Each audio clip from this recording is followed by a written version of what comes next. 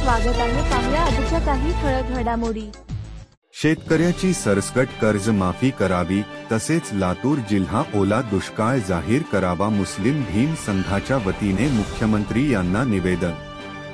MS Marathi news network Ausa प्रतिनिधी MB Maniyar.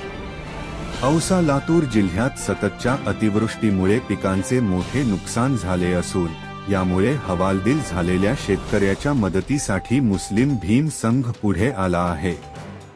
संघटनेने शासनाकडे सरसकट कर्जमाफी आणि प्रत्येक एकरसाठी 70,000 रुपये थेट मदत देण्याची जोरदार मागणी केली आहे। मुस्लिम भीम संघाचे संस्थापक अध्यक्ष चांदभाई लोणे यांनी मुख्यमंत्री देवेंद्र फडणवीस यांच्या औसा येथील पाहणी दौऱ्यादरम्यान आले असता हे निवेदन दिले।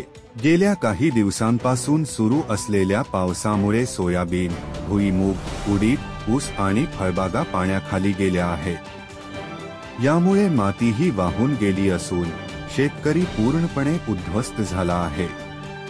या गंभीर परिस्थितीवर बोलताना चांदभाई लोणे म्हणाले, शेतकऱ्याच्या हातात आता काहीच शिल्लक राहिले नाही। सोयाबीन पूर्णपणे कुजून गेले आहे आणि रब्बी हंगामाची पेरणी करणेही आता शक्य नाही। शासनाने तात्काळ शेतकऱ्याच्या बँक खात्यात थेट आर्थिक मदत जमा करावी, अन्यथा शेतकऱ्यांसमोर आत्महत्या करण्याशिवाय दुसरा कोणताही पर्याय उरणार नाही। यावेळी मुस्लिम भीम संघाचे जिल्हाध्यक्ष इलियास चौधरी, तालुकाध्यक्ष ताहेरभाई कुरेशी, जिल्हा सचिव महावीर बनसोडे, कोषाध्यक्ष हनुमंत लोंढे, शहराध्यक्ष अनीस बक्षी यांच्यासह अनेक पदाधिकारी व कार्यकर्ते उपस्थित होते।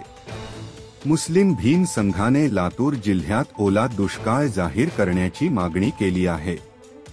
त्यांनी शासनाला याची जाणीव करून दिली की ही वेळ शेतकऱ्यांसाठी जीवनमरणाची बनली आहे आणि त्यांना तातडीने मदत मिळणे आवश्यक आहे।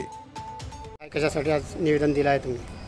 आज मुस्लिम भीम संघाच्या वतीने आमचे संस्थापक अध्यक्ष चांदभाई लोणे यांच्या नेतृत्वात आज महाराष्ट्राचे मुख्यमंत्री देवेंद्र फडणवीस साहेब हे पावसात दुष्काळाची पाहणी करण्यासाठी आले होते आणि त्याने आल्यावर आम्ही मुस्लिम भीम संघाच्या वतीने लातूर जिल्ह्यातील शेतकऱ्यांचा सरसकट कर्ज माफ करण्यात यावे, तसेच एकरी शेतकऱ्यांना 70,000 रुपये तात्काळ देण्यात यावे अशी मागणी त्यांना आम्ही हेलिपॅडवर भेटून केली आहे।